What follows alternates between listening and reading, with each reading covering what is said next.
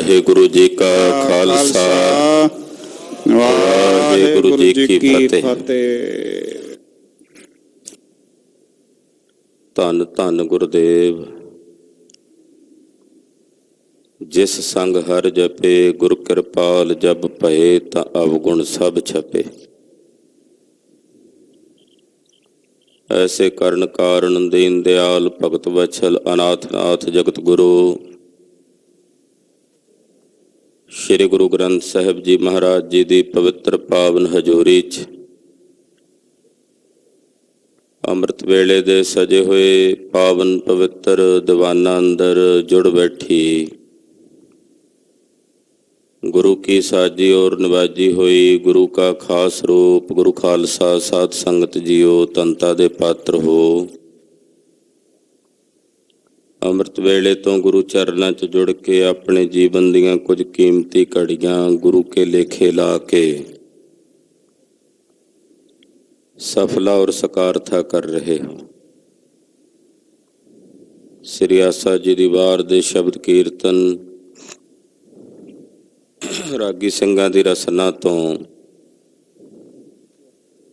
ਆਪ ਜੀ ਨੇ ਬਹੁਤ ਹੀ ਪਿਆਰ ਸਤਿਕਾਰ ਸਹਿਤ ਸਰਵਣ ਕੀਤੇ ਹਨ।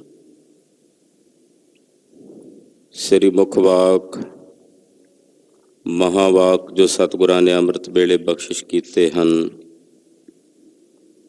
ਆਓ ਕੁਝ ਸਮੇਂ ਲਈ ਮਨ ਬਿਰਤੀਆਂ ਗੁਰਦੇਵ ਦੇ ਪਵਿੱਤਰ ਚਰਨਾਂ ਨਾਲ ਜੋੜ ਕੇ ਗੁਰਬਾਣੀ ਦੀ ਪਾਵਨ ਸ਼ਬਦ ਵਿਚਾਰ ਨਾਲ ਜੁੜੀਏ। ਇਕਾਗਰਤਾ ਬਣਾਉਣ ਨਿਮਿਤ ਗੁਰਦੇਵ ਦੇ ਪਵਿੱਤਰ ਚਰਨਾਂ ਵਿੱਚ ਆਪਣੀਆਂ ਹਾਜ਼ਰੀਆਂ ਲਵਾਉਂਦਿਆਂ ਸਮੂਹ ਮਾਈ ਭਾਈ ਆਖੋ ਜੀ ਸਤਿਨਾਮ ਸ੍ਰੀ ਵਾਹਿਗੁਰੂ ਸਾਹਿਬ ਜੀ। ਸਤਿਨਾਮ ਸ੍ਰੀ ਵਾਹਿਗੁਰੂ ਸਾਹਿਬ ਜੀ। ਸਤਿਨਾਮ ਸ੍ਰੀ ਵਾਹਿਗੁਰੂ ਸਾਹਿਬ ਜੀ। ਰਾਗ ਗੁਜਰੀ ਮਹੱਲਾ ਤੀਜਾ। ਘਰ ਪਹਿਲਾ ਇੱਕ ਓੰਕਾਰ ਸਤਿਗੁਰ ਪ੍ਰਸਾਦ। ਗੋਜਰੀ ਰਾਗ ਹੈ। ਤੀਸਰੇ ਪਾਤਸ਼ਾਹ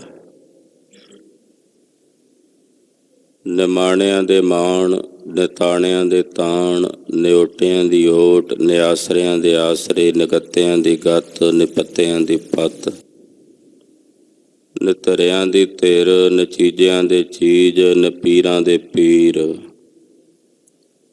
ਧੰਨ ਧੰਨ ਸ੍ਰੀ ਗੁਰੂ ਅਮਰਦਾਸ ਤੀਸਰੇ ਪਾਤਸ਼ਾਹ ਜੀ ਮਹਾਰਾਜ ਇਹ ਪਾਵਨ ਪਵਿੱਤਰ ਅੰਮ੍ਰਿਤ ਬਚਨ ਉਚਾਰਨ ਕਰ ਰਹੇ ਹਨ। ਪਹਿਲੇ ਘਰ ਸੁਰਤਾਲ ਵਿੱਚ ਇਹ ਪਾਵਨ ਸ਼ਬਦ ਨੂੰ ਗਾਇਨ ਕਰਨ ਦਾ ਹੁਕਮ ਹੈ। ਮੰਗਲਾਚਰਨ ਕਰਦੇ ਨੇ ਵਾਹਿਗੁਰੂ ਇੱਕ ਹੈ ਓੰਕਾਰ, ਜੋ ਸਾਰਿਆਂ ਵਿੱਚ ਵਿਆਪਕ ਹੈ ਔਰ ਸਰਬ ਦਾ ਪ੍ਰਕਾਸ਼ਕ ਹੈ। ਸਤਿਗੁਰ ਪ੍ਰਸਾਦ, ਸਤਿਗੁਰਾਂ ਦੀ ਕਿਰਪਾ ਦੁਆਰਾ ਤਿਸ ਪਾਰ ਬ੍ਰਹਮ ਪਰਮੇਸ਼ਰ ਦੇ ਸਰੂਪ ਦੀ ਪ੍ਰਾਪਤੀ ਹੁੰਦੀ ਹੈ। ਇਹ ਮੰਗਲਾਚਰਨ ਕਰਕੇ ਸਤਿਗੁਰੂ ਜੀ ਸ਼ਬਦ ਦੀ ਪ੍ਰਾਰੰਭਤਾ ਕਰਦੇ ਹਨ। ਤ੍ਰਿਗ ਏਵੇਹਾ ਜੀਵਣਾ ਜਿਤ ਹਰ ਪ੍ਰੀਤ ਨਾ ਪਾਏ। ਪਾਤਸ਼ਾਹ ਦੇ ਬਚਨ ਨੇ ਅਤ ਸੁੰਦਰ ਕੁਲੀਨ ਚਤਰ ਮੁਖ ਗਿਆਨੀ ਧਨਵੰਤ ਮਿਰਤਕ ਕਹੀਐ ਨਾਨਕਾ ਜਿਹ ਪ੍ਰੀਤ ਨਹੀਂ ਭਗਵੰਤ। ਬਹੁਤ ਸੋਹਣਾ ਸੁਨੱਖਾ ਹੋਵੇ, ਸੁੰਦਰ ਹੋਵੇ, ਚੰਗੀ ਕੁੱਲ ਦੇ ਵਿੱਚ ਜੰਮਿਆ ਹੋਵੇ। ਕੁਲੀਨ ਚੰਗੀ ਕੁੱਲ 'ਚ ਜਨਮ ਹੋਵੇ, ਚਤਰ ਵੀ ਬੜਾ ਹੋਵੇ, ਮੂੰਹ ਤੋਂ ਬੜੀਆਂ ਮਿੱਠੀਆਂ ਮਿੱਠੀਆਂ ਸਿਆਣੀਆਂ ਸਿਆਣੀਆਂ ਗੱਲਾਂ ਕਰ ਲੈਂਦਾ ਹੋਵੇ, ਬੜਾ ਗਿਆਨੀ ਹੋਵੇ। ਇਹ ਸਭ ਕੁਝ ਹੋਣ ਦੇ ਬਾਵਜੂਦ ਜੇ ਇਹਦੇ ਅੰਦਰ ਪਰਮੇਸ਼ਰ ਦੀ ਪ੍ਰੀਤ ਨਹੀਂ, ਅਕਾਲ ਪੁਰਖ ਦਾ ਪ੍ਰੇਮ ਨਹੀਂ, ਤਾਂ ਮਹਾਰਾਜ ਜੀ ਕਹਿੰਦੇ ਇਹੋ ਜਿਹਾ ਮਨੁੱਖ ਮੁਰਦੇ ਦੇ ਮਨਿੰਦ ਹੈ। ਮਿਰਤਕ ਕਹੀਐ ਨਾਨਕਾ, ਫਿਰ ਉਹ ਮਿਰਤਕ ਹੀ ਹੈ, ਮੁਰਦਾ ਹੀ ਹੈ, ਜਿਹਦੇ ਅੰਦਰ ਪਰਮੇਸ਼ਰ ਦੀ ਪ੍ਰੀਤ ਨਹੀਂ। ਅਕਾਲ ਪੁਰਖ ਦੀ ਪ੍ਰੀਤ ਤੋਂ ਵਿਹੂਣਾ ਮਨੁੱਖ ਮੁਰਦੇ ਦੇ ਮਨਿੰਦ ਹੈ। ਕਲਕੱਤੇ ਦੇ ਰਹਿਣ ਵਾਲੇ ਬੰਗਾਲ ਦੇ ਇਲਾਕੇ ਵਿੱਚ ਇੱਕ ਚੰਗੇ ਉੱਚ ਕੋਟੀ ਦੇ ਮਹਾਂਪੁਰਸ਼ ਹੋਏ। ਉਹਨਾਂ ਦਾ ਨਾਮ ਸੀ ਸਵਾਮੀ ਰਾਮ ਕ੍ਰਿਸ਼ਨ ਜੀ। ਪਰਮਹੰਸ ਸਨ।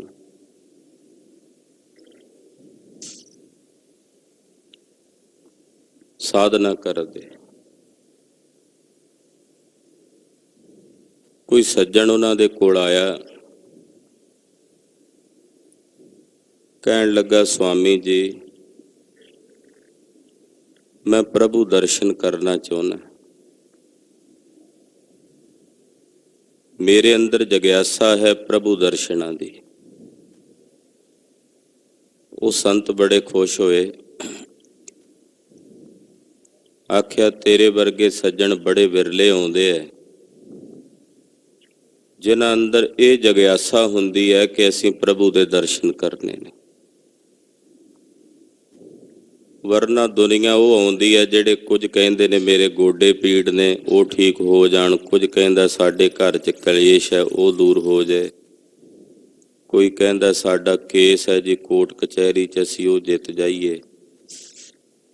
ਇੱਦਾਂ ਦੀਆਂ ਗੱਲਾਂ ਕਰਨ ਵਾਲੇ ਤਾਂ ਬੜੇ ਆਉਂਦੇ ਆ, ਪਰ ਤੇਰੇ ਵਰਗੇ ਸੱਜਣ ਜਿਹੜੇ ਆ ਕੇ ਆਖਣ ਅਸੀਂ ਪ੍ਰਭੂ ਦੇ ਦਰਸ਼ਨਾਂ ਦੀ ਇੱਛਾ ਰੱਖਦੇ ਹਾਂ, ਉਹ ਬੜੇ ਵਿਰਲੇ ਆਉਂਦੇ। ਸਵਾਮੀ ਰਾਮ ਕ੍ਰਿਸ਼ਨ ਜੀ ਬੜੇ ਖੁਸ਼ ਹੋਏ। ਉਹਨਾਂ ਨੇ ਹੱਥ ਫੜਿਆ ਇਹਦਾ ਤੇ ਲੈ ਕੇ ਟੁਰ ਪਏ। ਗੱਲਾਂ ਬਾਤਾਂ ਕਰਨ ਲੱਗੇ। ਗੱਲਾਂ ਬਾਤਾਂ ਕਰਦਿਆਂ ਕਰਦਿਆਂ ਪੁੱਛਦੇ ਨੇ, ਇਹ ਦੱਸ ਕੇ ਜਿਹੜੇ ਸੰਸਾਰ ਵਿੱਚ ਪਰਮੇਸ਼ਰ ਨੇ ਜੀਵ ਪੈਦਾ ਕੀਤੇ ਹਨ, ਤੇਰੇ ਆਲੇ ਦੁਆਲੇ ਜੋ ਤੇਰੇ ਗੁਆਂਢੀ ਰਹਿੰਦੇ ਆ, ਤੇਰੇ ਸੰਬੰਧੀ ਨੇ, ਮਿੱਤਰ ਨੇ, ਕੀ ਤੂੰ ਉਹਨਾਂ ਨਾਲ ਪ੍ਰੇਮ ਕਰਦਾ, ਪ੍ਰੀਤ ਕਰਦਾ? ਕਹਿਣ ਲੱਗਾ, ਸੰਤ ਜੀ, ਮੈਂ ਬੜਾ ਕੋਰਾ ਕਰਾਰਾ ਬੰਦਾ। ਮੇਰੇ ਕੋਲ ਕੋਈ ਆਉਂਦਾ ਤੇ ਮੈਂ ਉਹਨਾਂ ਨੂੰ ਸਿੱਧੇ ਮੂੰਹ ਨਾਲ ਬੋਲਦਾ ਨਹੀਂ ਹਾਂ। ਘਰ ਨਹੀਂ ਵੜਨ ਦਿੰਦਾ ਕਿਸੇ ਨੂੰ, ਸਭ ਨਾਲੋਂ ਮੈਂ ਆਪਣਾ ਨਾਤਾ ਤੋੜ ਕੇ ਰੱਖਦਾ। ਰਸਤੇ 'ਚ ਕੋਈ ਪੁਰਾਣਾ ਸੱਜਣ ਮਿੱਤਰ ਮਿਲ ਜਾਏ, ਮੈਂ ਤਾਂ ਉਹਦੇ ਤੋਂ ਮੂੰਹ ਫੇਰ ਲੈਣਾ। ਗੱਲ ਕੀ, ਮੈਂ ਦੁਨੀਆ ਦੇ ਕਿਸੇ ਵੀ ਬੰਦੇ ਨਾਲ ਕੋਈ ਪ੍ਰੇਮ ਨਹੀਂ ਕਰਦਾ, ਕਿਸੇ ਨਾਲ ਕੋਈ ਪ੍ਰੀਤ ਨਹੀਂ ਕਰਦਾ। ਜਦੋਂ ਇਹ ਗੱਲ ਸਵਾਮੀ ਰਾਮ ਕ੍ਰਿਸ਼ਨ ਜੀ ਨੇ ਸੁਣੀ, ਆਪਣੇ ਹੱਥ 'ਚ ਉਹਦਾ ਹੱਥ ਇੱਕਦਮ ਝਟਕ ਕੇ ਸੁੱਟਿਆ ਤੇ ਕਹਿਣ ਲੱਗੇ, ਮੈਂ ਇੱਕ ਮੁਰਦੇ ਦਾ ਹੱਥ ਆਪਣੇ ਹੱਥ ਵਿੱਚ ਪਕੜ ਲਿਆ ਸੀ। ਮੇਰਾ ਹੱਥ ਅਪਵਿੱਤਰ ਹੋ ਗਿਆ, ਕਿਉਂਕਿ ਇੱਕ ਮੁਰਦੇ ਦਾ ਹੱਥ ਮੈਂ ਆਪਣੇ ਹੱਥ 'ਚ ਪਕੜ ਬੈਠਾ। ਜਿਸ ਮਨੁੱਖ ਨੇ ਕਦੇ ਦੀਵੇ ਦੀ ਰੌਸ਼ਨੀ ਨਾ ਵੇਖੀ ਹੋਵੇ, ਉਹਨੂੰ ਅਚਾਨਕ ਸੂਰਜ ਦੇ ਸਾਹਮਣੇ ਲੈ ਕੇ ਜਾਓਗੇ, ਅੰਨਾ ਹੋ ਜਾਏਗਾ। ਤੂੰ ਜੇ ਕਦੇ ਕਿਸੇ ਬੰਦੇ ਨਾਲ ਪ੍ਰੀਤ ਨਹੀਂ ਕੀਤੀ, ਤਾਂ ਉਸ ਪਾਰ ਬ੍ਰਹਮ ਪਰਮੇਸ਼ਰ ਨਾਲ ਤੇਰੀ ਪ੍ਰੀਤ ਕਿਵੇਂ ਜੁੜ ਸਕਦੀ ਹੈ? ਜੇ ਉਹਦੀ ਬਣਾਈ ਕਾਇਨਾਤ ਨਾਲ, ਉਹਦੇ ਬਣਾਏ ਬੰਦਿਆਂ ਨਾਲ ਤੂੰ ਪ੍ਰੇਮ ਨਹੀਂ ਕਰਦਾ। ਕਹਿਣ ਤੋਂ ਭਾਵ ਜਿਨ੍ਹਾਂ ਅੰਦਰ ਪ੍ਰੀਤ ਨਹੀਂ ਉਹ ਮੁਰਦੇ ਹਨ। ਮ੍ਰਿਤਕ ਕਹੀਐ ਨਾਨਕਾ, ਜਿਹ ਪ੍ਰੀਤ ਨਹੀਂ ਭਗਵੰਤ। ਜਿਨ੍ਹਾਂ ਅੰਦਰ ਭਗਵੰਤ ਦੀ, ਪਰਮੇਸ਼ਰ ਦੀ, ਅਕਾਲ ਪੁਰਖ ਦੀ ਪ੍ਰੀਤ ਨਹੀਂ, ਉਹ ਮ੍ਰਿਤਕ ਨੇ, ਉਹ ਮੁਰਦਿਆਂ ਦੇ ਮਨਿੰਦ ਨੇ। ਧੰਨ ਸ੍ਰੀ ਗੁਰੂ ਅਮਰਦਾਸ ਤੀਸਰੇ ਪਾਤਸ਼ਾਹ ਅੱਜ ਦੇ ਜੋ ਪਾਵਨ ਬਚਨ ਉਚਾਰਨ ਕਰ ਰਹੇ ਨੇ, ਪਹਿਲੀ ਪੰਕਤੀ 'ਚ ਇਹੀ ਉਪਦੇਸ਼ ਦਿੰਦਿਆਂ ਕਹਿ ਰਹੇ ਨੇ ਕਿ ਉਹਨਾਂ ਦਾ ਜੀਵਣਾ ਇਹੋ ਜਿਹਾ ਜੀਵਣਾ ਤ੍ਰਿਗ ਹੈ ਜਿਨ੍ਹਾਂ ਅੰਦਰ ਹਰੀ ਪਰਮੇਸ਼ਰ ਦੀ ਪ੍ਰੀਤ ਨਹੀਂ ਹੈ। ਤ੍ਰਿਗ ਇਵੇਹਾ ਜੀਵਣਾ ਜਿਤ ਹਰ ਪ੍ਰੀਤ ਨਾ ਪਾਏ। ਇਹੋ ਜਿਹੇ ਜੀਵਨੇ ਤੇ ਤਰਕਾਰ ਹੈ ਕਿ ਜਿਹੋ ਜਿਹੇ ਜੀਵਨ ਨੂੰ ਪ੍ਰਾਪਤ ਕਰਕੇ ਤੁਸੀਂ ਹਰੀ ਦੀ ਪ੍ਰੀਤ ਪ੍ਰਾਪਤ ਨਹੀਂ ਕੀਤੀ। ਜੇ ਤੁਹਾਡੇ ਅੰਦਰ ਪਰਮੇਸ਼ਰ ਦੀ ਪ੍ਰੀਤ ਨਹੀਂ, ਪ੍ਰੇਮ ਨਹੀਂ, ਤੇ ਫਿਰ ਮਹਾਰਾਜ ਜੀ ਕਹਿੰਦੇ ਤੁਹਾਡਾ ਇਹੋ ਜਿਹਾ ਜੀਵਣਾ ਤ੍ਰਿਗ ਹੈ। ਤ੍ਰਿਗ ਮਹਾਂਪੁਰਸ਼ ਦੱਸਦੇ ਕਿ 100 ਵਾਰੀ ਕਿਸੇ ਨੂੰ ਫੇਟੇ ਮੂੰਹ ਕਹੋ ਤਾਂ 100 ਵੇਰੀ ਫੇਟੇ ਮੂੰਹ ਕਹਿਣ ਨਾਲ ਇੱਕ ਲਾਹਨਤ ਬਣਦੀ ਹੈ। 100 ਵੇਰੀ ਕਿਸੇ ਨੂੰ ਲਾਹਨਤ ਪਾਓ ਤੇ 100 ਵੇਰੀ ਕਹੀ ਹੋਈ ਲਾਹਨਤ ਦਾ ਇੱਕ ਤ੍ਰਿਗ ਬਣਦਾ ਹੈ। ਮਹਾਰਾਜ ਜੀ ਕਹਿੰਦੇ ਤੇਰਾ ਇਹੋ ਜਿਹਾ ਜੀਵਣਾ ਹੀ ਤ੍ਰਿਗ ਹੈ। ਤ੍ਰਿਗ ਇਵੇਹਾ ਜੀਵਨ, ਜੇ ਤੇਰੇ ਅੰਦਰ ਹਰੀ ਦੀ ਪ੍ਰੀਤ ਨਹੀਂ, ਜੇ ਤੇਰੇ ਅੰਦਰ ਪਾਰ ਬ੍ਰਹਮ ਪਰਮੇਸ਼ਰ ਦਾ ਪ੍ਰੇਮ ਨਹੀਂ, ਤਾਂ ਫਿਰ ਤੇਰਾ ਜੀਵਣਾ ਤ੍ਰਿਗ ਹੈ। ਜਿਤ ਕੰਮ ਹਰ ਵਿਸਰੈ, ਦੂਜੈ ਲੱਗੈ ਜਾਏ। ਜਿਹੜੇ ਕੰਮ ਨੂੰ ਕਰਦਿਆਂ ਤੇਰੇ ਹਿਰਦੇ ਚੋਂ ਹਰੀ ਵਿਸਰ ਜਾਏ, ਜਿਸ ਕੰਮ ਨੂੰ ਕੀਤਿਆਂ ਤੈਨੂੰ ਰੱਬ ਵਿਸਰ ਜੇ, ਪਰਮੇਸ਼ਰ ਵਿਸਰ ਜਾਏ, ਤੇ ਤੂੰ ਦੂਜੇ ਭਾਵ ਵਿੱਚ ਲੱਗ ਜਾਏ, ਇਹੋ ਜਿਹੇ ਕੰਮ ਕਿਉਂ ਕਰਦਾ? ਤੂੰ ਐਸਾ ਕੰਮ ਕਿਉਂ ਕਰਦਾ? ਐਸਾ ਕੰਮ ਮੂਲੇ ਨਾ ਕੀਚੈ, ਜਿਤ ਅੰਤ ਪਛੋਤਾਈ ਹੈ।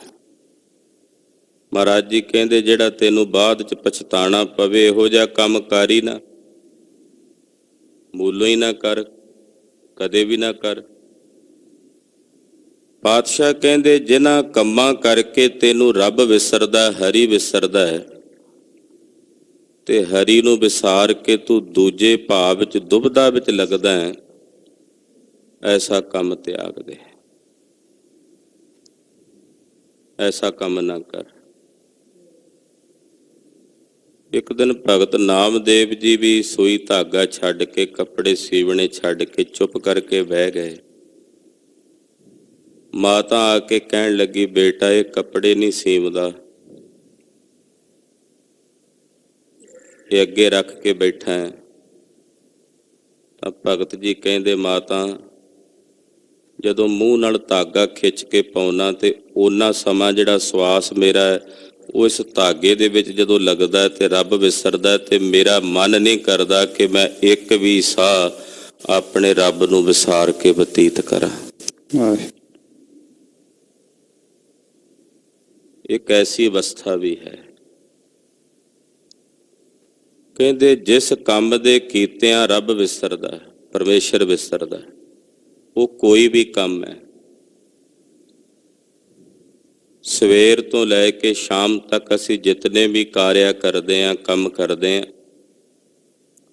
ਕੁਝ ਵੀ ਬੋਲ ਰਹੇ ਹਾਂ, ਕੁਝ ਵੀ ਕਰ ਰਹੇ ਹਾਂ, ਚਿੰਤਨ ਵਿੱਚ ਇਹ ਸੋਚਣਾ ਹੈ ਕਿ ਜਿਸ ਨੂੰ ਕੀਤਿਆਂ ਰੱਬ ਭੁੱਲਦਾ ਹੈ, ਰੱਬ ਵਿਸਰਦਾ ਹੈ, ਉਹ ਕੰਮ ਫਿਰ ਕਰੀਏ ਕਿਉਂ? ਉਸ ਕੰਮ 'ਚ ਪ੍ਰਵਿਰਤ ਕਿਉਂ ਹੋਈਏ? ਮਹਾਂਪੁਰਸ਼ ਕਹਿੰਦੇ ਅਸੀਂ ਉਹ ਕੰਮ ਕਰੀਏ ਜਿਸ ਕੰਮ ਨੂੰ ਕੀਤਿਆਂ ਰੱਬ ਚੇਤੇ ਆਵੇ। ਹੱਥ ਵਿੱਚ ਪਾਇਆ ਹੋਇਆ ਕੜਾ ਵੀ ਕਈ ਵਾਰ ਕਲਗੀਧਰ ਦੀ ਯਾਦ ਕਰਾਉਂਦਾ। ਹੱਥ 'ਚ ਕੜਾ ਪਾਇਆ ਹੋਵੇ ਨਾ, ਤੇ ਹੱਥ 'ਚ ਪਾਇਆ ਹੋਇਆ ਕੜਾ ਵੀ ਪਰਮੇਸ਼ਰ ਚੇਤੇ ਕਰਾਉਂਦਾ, ਕਲਗੀਧਰ ਦਾ ਚਿੰਤਨ ਹਿਰਦੇ 'ਚ ਲੈ ਆਉਂਦਾ। ਜੇ ਕਿਤੇ ਭੁੱਲਿਆ ਹੋਵੇ ਤੇ ਕੜਾ ਵੇਖ ਕੇ ਯਾਦ ਆ ਜਾਂਦਾ। ਇਹ ਬਾਜਾਂ ਵਾਲੇ ਦੀ ਨਿਸ਼ਾਨੀ ਹੈ, ਸਤਿਗੁਰਾਂ ਸਾਨੂੰ ਦਿੱਤੀ ਹੈ। ਯਾਨੀ ਕਿ ਜੇ ਚਿੰਤਨ ਹੀ ਕਰਨਾ ਤੇ ਫਿਰ ਤਾਂ ਇਦਾਂ ਵੀ ਹੋ ਸਕਦਾ, ਤੇ ਜੇ ਨਾ ਕਰਨਾ ਹੋਵੇ ਚਿੰਤਨ ਤੇ ਫਿਰ ਭਾਵੇਂ ਸਾਰੀਆਂ ਬਾਹਾਂ ਕੜਿਆਂ ਨਾਲ ਭਰ ਲਓ, ਉਹ ਸਾਰੀਆਂ ਬਾਹਾਂ ਵੀ ਕੜਿਆਂ ਨਾਲ ਭਰ ਕੇ ਰੱਬ ਚੇਤੇ ਨਹੀਂ ਆਉਂਦਾ। ਗੱਲ ਤਾਂ ਚਿੰਤਨ ਦੀ ਹੈ। ਕਿਰਤ ਬਿਰਤ ਕਰਦਿਆਂ ਜੇ ਪਰਮੇਸ਼ਰ ਦਾ ਚਿੰਤਨ ਚੱਲ ਪਵੇ ਤਾਂ ਫਿਰ ਉਹ ਕਿਰਤ ਕੀਤਿਆਂ ਰੱਬ ਵਿਸਰਦਾ ਨਹੀਂ ਹੈ। ਹਾਂ, ਐਸੇ ਕੰਮ ਬਹੁਤ ਨੇ ਜਿਨ੍ਹਾਂ ਦੇ ਕੀਤਿਆਂ ਰੱਬ ਬਿਲਕੁਲ ਹੀ ਵਿਸਰ ਜਾਂਦਾ ਹੈ। ਉਹ ਹੈ ਝੂਠ ਬੋਲਣਾ, ਨਿੰਦਾ ਕਰਨੀ, ਜੂਏਬਾਜ਼ੀ ਕਰਨੀ, ਕਿਸੇ ਨਸ਼ੇ ਦਾ ਆਦੀ ਹੋ ਕੇ ਨਸ਼ੇ ਦਾ ਸੇਵਨ ਕਰਨਾ। ਸੰਸਾਰ ਦੇ ਜਿਤਨੇ ਵੀ ਮਾੜੇ ਤੇ ਭੈੜੇ ਕਰਮ ਨੇ ਉਹਨਾਂ ਨੂੰ ਕਰਦਿਆਂ ਪਰਮੇਸ਼ਰ ਵਿਸਰ ਜਾਂਦਾ, ਅਕਾਲ ਪੁਰਖ ਵਿਸਰ ਜਾਂਦਾ। ਮਹਾਰਾਜ ਜੀ ਕਹਿੰਦੇ ਜਿਸ ਕੰਮ ਦੇ ਕੀਤਿਆਂ ਹਰੀ ਵਿਸਰਦਾ ਹੈ ਔਰ ਤੇਰੇ ਅੰਦਰ ਦੂਜੇ ਭਾਵ ਵਿੱਚ ਦੁਬਦਾ ਵਿੱਚ ਤੇਰਾ ਚਿੱਤ ਲੱਗ ਜਾਂਦਾ ਹੈ। ਐਸਾ ਸਤਿਗੁਰ ਸੇਵੀਐ ਮਨਾ, ਜਿਤ ਸੇਵਿਐ ਗੋਵਿੰਦ ਪ੍ਰੀਤ ਉਪਜੈ, ਆਵਰ ਵਿਸਰ ਸਭ ਜਾਏ। ਮਹਾਰਾਜ ਜੀ ਕਹਿੰਦੇ ਉਹ ਖੋਟੇ ਕੰਮ ਛੱਡ, ਐਸੇ ਸਤਿਗੁਰਾਂ ਨੂੰ ਸੇਵ ਮਨਾ। ਹੇ ਮੇਰਿਆ ਮਨਾ, ਐਸੇ ਸਤਿਗੁਰਾਂ ਨੂੰ ਸੇਵ, ਐਸਾ ਸਤਿਗੁਰ ਸੇਵੀਐ ਮਨਾ।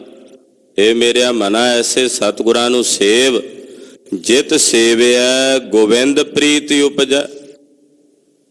ਜਿਸ ਦੀ ਸੇਵਾ ਕੀਤਿਆਂ ਪਰਮੇਸ਼ਰ ਦੀ ਪ੍ਰੀਤ ਉਪਜਾਉਂਦੀ ਹੈ, ਅਕਾਲ ਪੁਰਖ ਦੀ ਪ੍ਰੀਤ ਉਪਜਾਉਂਦੀ ਹੈ। ਸਤਿਗੁਰਾਂ ਦੀ ਸੇਵਾ ਕਰੀਏ ਤੇ ਪਰਮੇਸ਼ਰ ਨਾਲ ਪ੍ਰੇਮ ਪੈਂਦਾ। ਉੱਤੇ ਮਹਾਰਾਜ ਜੀ ਕਹਿ ਆਏ ਨੇ ਵੀ ਪਰਮੇਸ਼ਰ ਨਾਲ ਜੇ ਪ੍ਰੀਤ ਨਹੀਂ ਤੇ ਸਰੀਰ ਦਾ ਇਹ ਜੀਵਣਾ ਧਿੱਗ ਹੈ। ਹੁਣ ਕਹਿੰਦੇ ਵੀ ਪਰਮੇਸ਼ਰ ਨਾਲ ਪ੍ਰੀਤ ਪੈਂਦੀ ਕਿਵੇਂ ਆ? ਜਦੋਂ ਸਤਿਗੁਰਾਂ ਦੀ ਸੇਵਾ ਕਰੀਏ। ਦੱਸਦੇ ਆ ਮਹਾਰਾਜ ਕਿ ਸਤਿਗੁਰਾਂ ਦੀ ਸੇਵਾ ਕੀਤਿਆਂ ਗੋਬਿੰਦ ਦੀ ਪ੍ਰੀਤ ਉਪਜਦੀ ਆ, ਪਰਮੇਸ਼ਰ ਦੀ ਪ੍ਰੀਤ ਉਪਜਦੀ ਹੈ। ਤੇ ਜਦੋਂ ਪਰਮੇਸ਼ਰ ਦੀ ਪ੍ਰੀਤ ਉਪਜਾਉਂਦੀ ਹੈ, ਅਵਰ ਵਿਸਰ ਸਭ ਜਾਏ। ਉਦੋਂ ਫਿਰ ਇਹ ਜਿਹੜੀ ਮਾਇਆ ਦੀ ਹੋਰ ਪ੍ਰੀਤ ਮਨ ਨੂੰ ਲੱਗੀ ਹੋਈ ਹੈ, ਇਹ ਵਿਸਰ ਜਾਂਦੀ ਹੈ। ਜਦੋਂ ਸੱਚੀ ਪ੍ਰੀਤ ਪਰਮੇਸ਼ਰ ਨਾਲ ਜੁੜ ਜਾਏ ਤੇ ਉਹਦੇ ਨਾਲ ਜੋੜਨ ਤੋਂ ਬਾਅਦ ਬਾਕੀ ਜਿਹੜੀ ਇਹ ਮਾਇਆ ਨਾਲ ਪ੍ਰੀਤ ਜੁੜੀ ਹੁੰਦੀ ਹੈ, ਉਸ ਪਾਸਿਓਂ ਟੁੱਟ ਜਾਂਦੀ ਹੈ। ਬਾਕੀ ਸਭ ਨਾਲੋਂ, ਮਾਇਆ ਨਾਲੋਂ, ਮਾਇਆ ਦੇ ਪਦਾਰਥਾਂ ਨਾਲੋਂ, ਉਹਨਾਂ ਤੋਂ ਫਿਰ ਸਾਰਿਆਂ ਤੋਂ ਪ੍ਰੀਤ ਟੁੱਟ ਜਾਂਦੀ ਹੈ, ਉਹਨਾਂ ਦੀ ਸੁਰਤ ਵਿਸਰ ਜਾਂਦੀ ਹੈ। ਹਰ ਸੇਤੀ ਚਿਤ ਗਹਿਰਾ ਹੈ, ਜਰਾ ਕਾ ਭਉ ਨਾ ਹੋਵਾਈ, ਜੀਵਨ ਪਦਵੀ ਪਾਏ। ਹਰੀ ਨਿਰੰਕਾਰ ਅਕਾਲ ਪੁਰਖ ਵਾਹਿਗੁਰੂ ਪਾਰ ਬ੍ਰਹਮ ਪਰਮੇਸ਼ਰ ਨੂੰ ਹਰ ਸੇਤੀ ਚਿਤ ਗਹਿਰ ਹੈ। ਹਰੀ ਨੂੰ ਆਪਣੇ ਚਿੱਤ ਦੇ ਵਿੱਚ ਗ੍ਰਹਿਣ ਕਰਨਾ ਹੈ।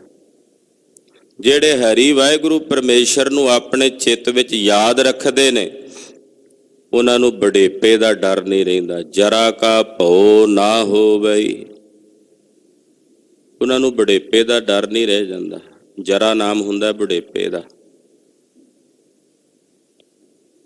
ਜਿਨ੍ਹਾਂ ਅੰਦਰ ਪਰਮੇਸ਼ਰ ਦੀ ਪ੍ਰੀਤ ਹੈ, ਅਕਾਲ ਪੁਰਖ ਦੀ ਪ੍ਰੀਤ ਹੈ, ਉਹਨਾਂ ਨੂੰ ਬੁਢੇਪੇ ਦਾ ਡਰ ਇਸ ਕਰਕੇ ਨਹੀਂ ਰਹਿੰਦਾ ਕਿਉਂਕਿ ਬੁਢੇਪਾ ਸਰੀਰ ਤੇ ਆਉਣਾ, ਉਹਨਾਂ ਦੀ ਸੁਰਤ ਵਿੱਚ ਫਿਰ ਵੀ ਪਰਮੇਸ਼ਰ ਦਾ ਚਿੰਤਨ ਬਣਿਆ ਰਹਿੰਦਾ। ਜਿਨ੍ਹਾਂ ਨੇ ਜਵਾਨੀ ਭੈੜੇ ਮਾੜੇ ਕਰਮਾਂ 'ਚ ਬਤੀਤ ਕਰ ਦਿੱਤੀ ਹੋਵੇ, ਮਾੜੀਆਂ ਆਦਤਾਂ ਵਿੱਚ, ਉਹਨਾਂ ਨੂੰ ਜੇ ਬੁਢੇਪਾ ਆਵੇ ਤੇ ਬੁਢੇਪੇ ਵਿੱਚ ਵੀ ਉਹਨਾਂ ਦੀ ਸੁਰਤ 'ਚ ਪਰਮੇਸ਼ਰ ਨਹੀਂ ਆਉਂਦਾ।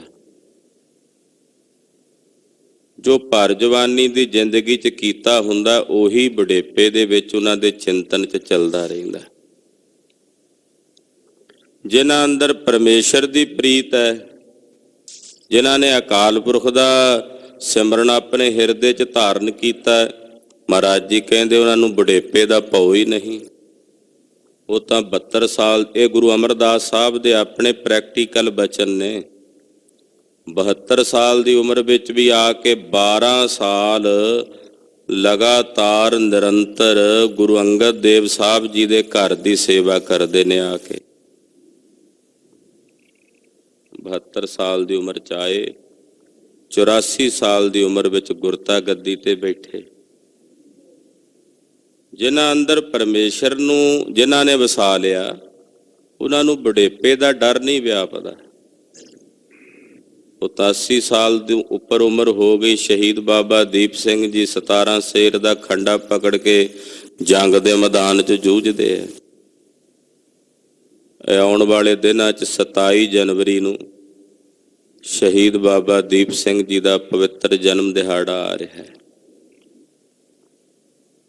ਉਹਨਾਂ ਨੂੰ ਫਿਰ ਬੁਢੇਪੇ ਦਾ ਭਉ ਨਹੀਂ ਵਿਆਪਦਾ। ਜਿਨ੍ਹਾਂ ਅੰਦਰ ਪਰਮੇਸ਼ਰ ਦਾ ਚਿੰਤਨ ਹੈ, ਜੀਵਨ ਪਦਵੀ ਪਾਏ, ਉਹ ਅਸਲ ਵਿੱਚ ਜੀਵਨ ਦੀ ਉਹ ਪਦਵੀ ਨੂੰ ਪ੍ਰਾਪਤ ਕਰ ਲੈਂਦੇ ਨੇ ਜਿਸ ਪਦਵੀ ਤੇ ਪਹੁੰਚ ਕੇ ਮਹਾਰਾਜ ਜੀ ਕਹਿੰਦੇ ਗੁਰਮੁਖ ਬੁੱਢੇ ਕਦੇ ਨਾਹੀਂ, ਜਿਨ੍ਹਾਂ ਅੰਤਰ ਸੁਰਤ ਗਿਆਨ, ਉਹ ਉਸ ਪਦਵੀ ਨੂੰ, ਉਸ ਅਵਸਥਾ ਨੂੰ ਪ੍ਰਾਪਤ ਹੋ ਜਾਂਦੇ ਹਨ। ਰਹਾਉ ਗੋਬਿੰਦ ਪ੍ਰੀਤ ਸਿਉ ਇਕ ਸਹਿਜ ਉਪਜਿਆ, ਵੇਖ ਜੈਸੀ ਭਗਤ ਬਾਣੀ। ਗੋਬਿੰਦ ਵਾਹਿਗੁਰੂ ਨਿਰੰਕਾਰ ਅਕਾਲ ਪੁਰਖ ਪਰਮੇਸ਼ਰ ਦੇ ਚਰਨਾਂ ਨਾਲ ਮੇਰੇ ਹਿਰਦੇ 'ਚ ਪ੍ਰੀਤ ਉਪਜਾਈ ਹੈ। ਗੋਬਿੰਦ ਪ੍ਰੀਤ ਸਿਉ ਇੱਕ ਸਹਿਜ ਉਪਜਿਆ। ਕਹਿੰਦੇ ਗੋਬਿੰਦ ਦੀ ਪ੍ਰੀਤ ਨਾਲ ਮੇਰੇ ਹਿਰਦੇ 'ਚ ਇੱਕ ਦਾ ਗਿਆਨ ਉਪਜਾਇਆ। ਇੱਕ ਸਹਿਜ ਦਾ ਅਰਥ ਹੋਵੇਗਾ ਗਿਆਨ। ਇੱਕ ਦਾ ਗਿਆਨ ਉਪਜਾਇਆ ਗੋਬਿੰਦ ਦੀ ਪ੍ਰੀਤ ਨਾਲ। ਉਸ ਗਿਆਨ ਨੂੰ ਨਾਲ ਪ੍ਰਾਪਤ ਕਰਕੇ ਵੇਖ ਜੈਸੀ ਭਗਤ ਬਣੀ। ਕਹਿੰਦੇ ਵੇਖੋ ਜੀ, ਹੁਣ ਉਸ ਗਿਆਨ ਦੇ ਨਾਲ ਭਗਤੀ ਆ ਬਣੀ ਹੈ। ਕਿਉਂਕਿ ਗੁਰੂ ਨਾਨਕ ਸਾਹਿਬ ਦੇ ਘਰ ਵਿੱਚ ਜਿਹੜਾ ਗਿਆਨ ਹੈ ਉਹ ਭਗਤੀ ਦੇ ਨਾਲ ਲਬਰੇਜ਼ ਹੈ, ਖੁਸ਼ਕ ਗਿਆਨ ਨਹੀਂ ਹੈ। ਗੁਰੂ ਸਾਹਿਬ ਦੇ ਘਰ ਦਾ ਗਿਆਨ ਭਗਤੀ ਨਾਲ ਭਰਿਆ ਹੋਇਆ। ਜੇ ਭਗਤੀ ਨਹੀਂ ਤੇ ਗਿਆਨ ਵਿਹੂਣਾ। ਜੇ ਗਿਆਨ ਹੈ ਭਗਤੀ ਨਹੀਂ ਤੇ ਉਹ ਕੱਲਾ ਕੋਰਾ ਗਿਆਨ ਕਿਸੇ ਕੰਮ ਦਾ ਨਹੀਂ। ਸਤਿਗੁਰਾਂ ਦੇ ਘਰ ਦਾ ਗਿਆਨ ਭਗਤੀ ਨਾਲ ਪਰਿਪੂਰਨ ਹੈ। ਕਹਿੰਦੇ ਜੀ ਜਦੋਂ ਗਿਆਨ ਉਪਜਿਆ ਤੇ ਉਹਦੇ ਨਾਲ ਵੇਖੋ ਜੀ ਹੁਣ ਭਗਤੀ ਬਣ ਆਈ ਹੈ। ਗਿਆਨ ਤੇ ਭਗਤੀ ਦੋਵੇਂ ਸੋਭਣ ਲੱਗੇ ਹਨ, ਸ਼ੋਭਨੀਕ ਹੋ ਗਏ ਹਨ। ਆਪ ਸੇਤੀ ਆਪ ਖਾਇਆ, ਤਾ ਮਨ ਨਿਰਮਲ ਹੋਆ, ਜੋਤੀ ਜੋਤ ਸਮਾਈ। ਕਹਿੰਦੇ ਆਪਣੇ ਆਪ ਨੂੰ, ਆਪਣੇ ਅੰਦਰ ਆਪੇ ਭਾਵ ਨੂੰ ਖਾ ਲਿਆ, ਮੁਕਾ ਦਿੱਤਾ। ਆਪਣੇ ਆਪ ਨੂੰ ਜਦੋਂ ਖਾ ਲਿਆ, ਯਾਨੀ ਕਿ ਆਪਣੀ ਮੈਂ ਨੂੰ ਖਤਮ ਕਰ ਦਿੱਤਾ, ਤਾਂ ਫਿਰ ਇਹ ਮਨ ਨਿਰਮਲ ਹੋ ਗਿਆ।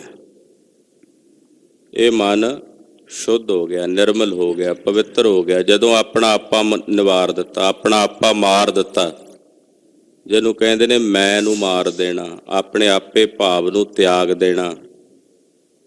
ਜਦੋਂ ਤਿਆਗਿਆ, ਆਪ ਸੇਤੀ ਆਪ ਖਾਇਆ, ਤਾਂ ਮਨ ਨਿਰਮਲ ਹੋਆ, ਤਾਂ ਫਿਰ ਇਹ ਮਨ ਨਿਰਮਲ ਹੋ ਗਿਆ। ਜਦੋਂ ਇਹ ਮਨ ਨਿਰਮਲ ਹੋਇਆ, ਫਿਰ ਜੋਤੀ ਜੋਤ ਸਮਈ।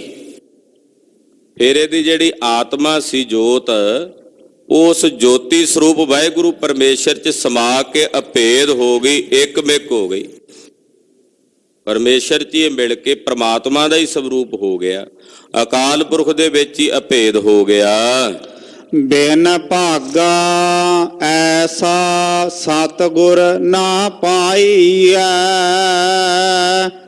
ਜੇ ਲੋਚੈ ਸਭ ਕੋਇ।